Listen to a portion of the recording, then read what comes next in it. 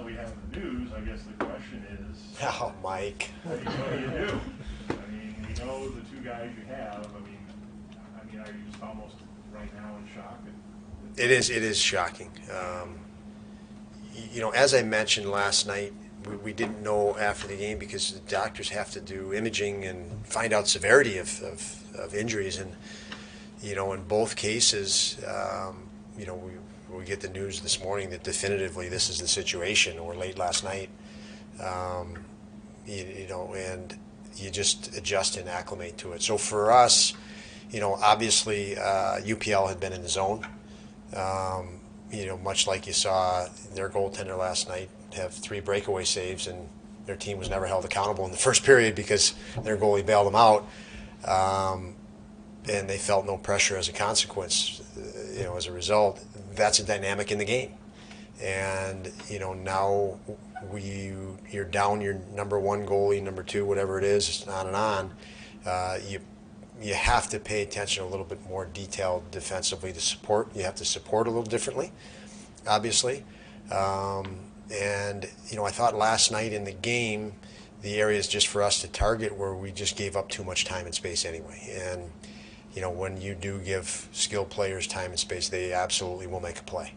And when we've been good against top teams in the league, we've limited time and space, and that has to continue to be our focus, and we have to recalibrate after last night, and it kind of goes hand in hand with the goaltending situation. So Hauser was an inspiration last year and did exceptionally well.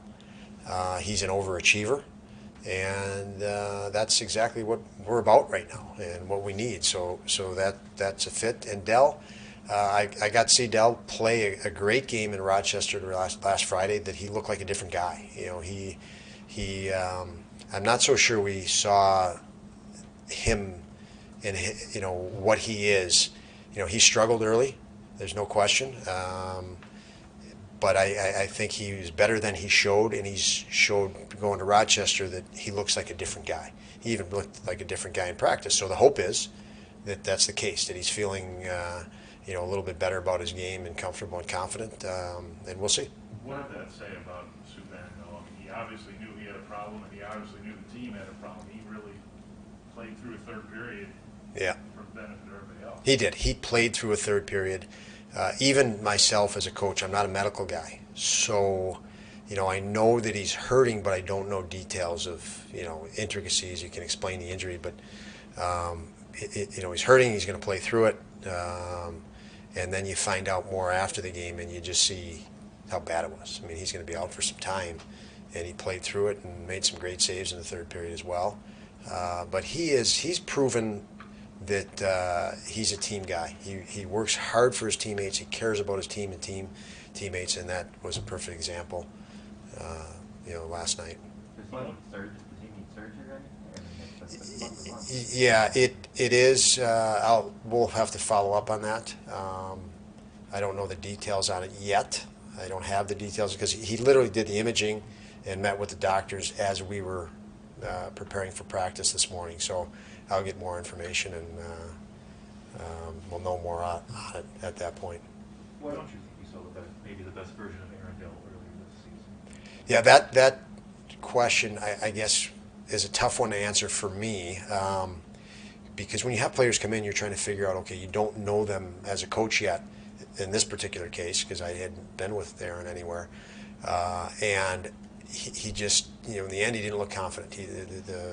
His rebound control wasn't there, which is a sign of confidence, or where he's positioned against the shooter, and he's shown, especially when I watched him in Rochester, how he carries himself within that game, that he's just feeling better. So why he didn't, I don't know, earlier in the year. But, players go through, obviously, ups and downs throughout a year. But I do feel he's in a much better place. He's, through his work ethic and commitment to it. You called Michael Hauser inspiration. Obviously, it was a very interesting, unique story at the end of the year. Just what did the time you were around him last year, the 6 weeks, what did you learn about him that made him get to that point? Yeah, he's he's a quiet, unassuming guy, behind the scenes, and you're a backup goalie, and you're a goalie that he wasn't even a signed goalie. I think we signed him in the middle of the year last year. And he just, you can see he's respectful of, maybe his place and position. And then through the process of it, though, he's always preparing, in the event he does get in the net. So he's continually getting ready and for a guy that hadn't played, for years, he's been in the pro hockey for years and years, to still be preparing for a moment that, if you look at the years of past, it's not coming. But he still believed, and he believed, and he believed, and he did, because when he finally got the opportunity, he seized it. So for me, I have a lot of respect for that. Because lots of guys, you look at the number of years he didn't get that opportunity, at this level. You see the players, I'm familiar with it, you see them, they don't practice as hard because they're like, whew, practice is an investment, and I'm not getting return on my investment. So if I keep putting more money in and more investment in, am I going to get a return? And with him, he never stopped putting invest, and no payback, day after day, year after year, and he kept investing all the way till he got that opportunity, and that's impressive. John, when you see Quinn takes the ice for his rookie lap, and his teammates drive down from Rochester and put his jersey on, and are banging on the glass for him when he comes on, does that kind of make you say to yourself, we're doing the right things here? I mean, does teammates support like that? It does. It is. That's where, for me, I have a lot of excitement and confidence in what we have going on here. In the long term and even in the short term. There's long-term confidence and there's short-term. And your short-term is your belief in the moment, and usually you see that in how hard you compete and battle. But the long-term is a little tougher to see, and moments like that, are bright spots that I think everybody can see reason for us to be optimistic here. We know behind the scenes we're doing things the right way, and there's a path and a process to it all, and stay the course on it. But there's little moments like that are more visual for others to see, and that support of Jack last night by those guys was great. He was probably your best player last night. Why not reward him with a couple more games of his first road trip instead of sending him back? Yeah, he was probably, he and I would say Dylan and Dawes. I thought with Dawes was as competitive as can be. So 3 young guys were good. Why send him back? We had talked about it with him prior, and just said, it's part reward because he's played well. It's an opportunity. There's a window of opportunity here. We're going to have Okposo Tuck coming back in.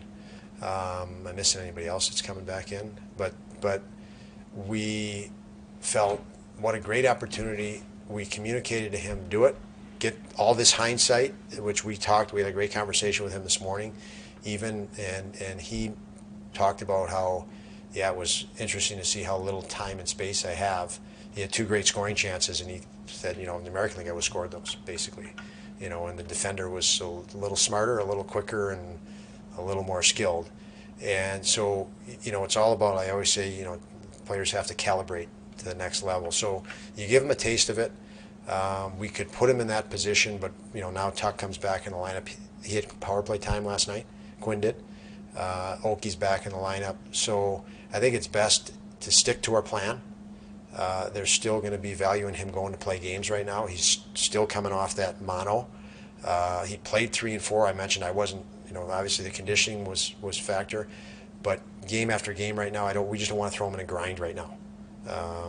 So that is a lot that goes into that decision, but that's some of it, I guess, John.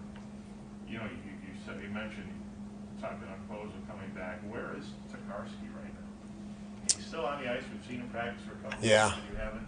He is not feeling 100%. So until he is feeling 100%, he's not in that picture. But he's doing what he can to stay closer to when he feels, and I guess 100% isn't necessarily the right thing, but fully himself from a health standpoint. So when he gets to that, which could be soon, he's had the conditioning that he needs to jump, full go and jump in a game sooner than later. So that's the point of having him in the practices, but he's just not feeling ready to make that next step yet. Have you decided who's playing tomorrow? The inclination is Dell. He's had games, and so that would be the inclination. But I haven't spoken completely. But the edge and the thought goes to that right now, just to share it with you. And then the other thing coming up tomorrow is they are going to announce the All-Star game selections, and everybody gets a guy. I don't know if Dowling might be the guy here. If it was him, how significant would that be for his career to get that chance, given the way he's played, especially the last 10 games? Yeah, it's significant if you think of what we talk about Jack Quinn being called up. You're not an NHLer till you actually get in the NHL, and then you get that game, and it's a whole different level. Jack goes to the American League now. He has all that hindsight and confidence, and it's no different in this case. If Darlene goes to an All-Star game, everybody's talked about how prolific he is, and he is a prolific talent, but he hasn't been to that level yet.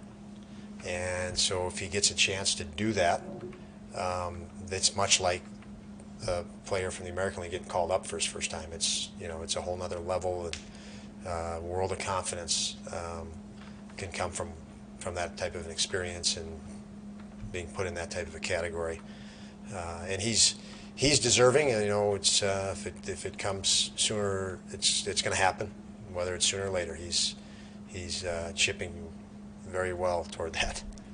What is that next level he's found maybe since around whatever month ago or so? He has. He competes so well defensively. I mean, he is our best. I always look at defensemen, and you have defensemen that can kill a play. You think of some big, strong guys around the league, and they just shut a play down. And then you have defensemen that can transition a play. Maybe some of your more skilled, offensive, creative guys. And then there's very, very few defensemen that actually kill plays and can transition plays. And if you watch him, he can do both. I mean, he can, from a defensive zone, quick to a corner, or, kill a play, position himself, look layers past the forecheck and find guys. I mean, the breakaway pass he made to Eakin the other night he's looking past 5 guys with pressure on him.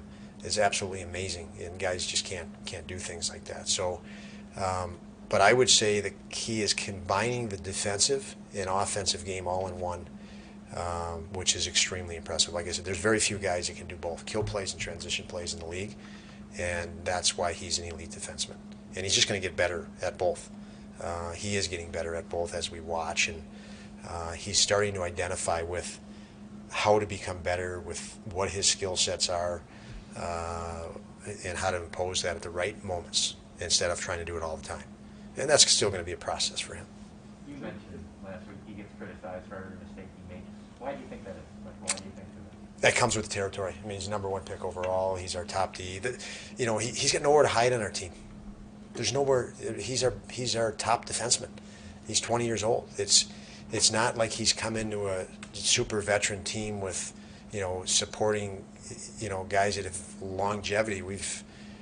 He's our top D, and so there's nobody to take any, heat off him. We want him. We put him against in the best defensive situations.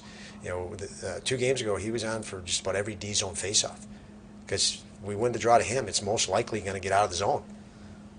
And so he's taking more D zone draws than even offensive zone draws, and we all know we want him on the offensive side. So, because he has so much responsibility. But I think, the tag of being a number 1 pick overall, you're going to be compared to the best players in the league. And a lot of the best players have a lot more support than he has right now. And no disrespect to anybody on our team. I don't want to disrespect anybody on our team, but we're an evolving organization, and there's a lot of players on established teams that have, it's a different situation for them. And they're even older players. A lot of the best players he's compared to are older players. They've had more time than him. So he's in that. I would say this for, behind the scenes, if you want to know a little more about Dolls, he's, when he has a tough night, I'll get a text. Can we watch film tomorrow? And if other guys, not all other guys, but sometimes other guys have a bad night, they don't want to even talk to a coach. They'll hide. from a coach. This guy he cannot handle not having success, and he'll look in the mirror and say, I need to be better. And so as a coach, he's going to be better because he's addressing it.